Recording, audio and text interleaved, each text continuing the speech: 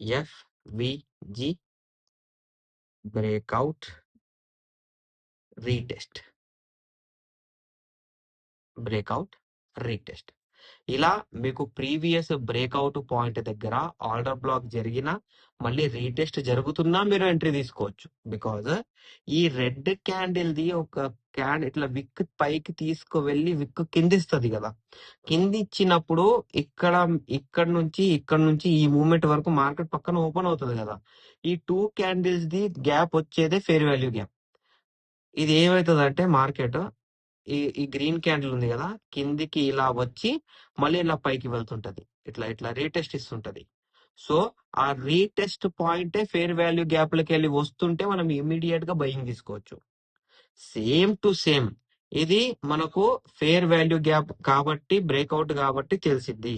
ఇప్పుడు no order black ఉంటే అది ఎలా మనం గెస్ చేయాలి? నో ఆర్డర్ బ్లాక్ ఉంటే కూడా మనం గెస్ చేయాలి కదా. సింపుల్ గా నో ఆర్డర్ బ్లాక్ లో ఎలా ఉంటది?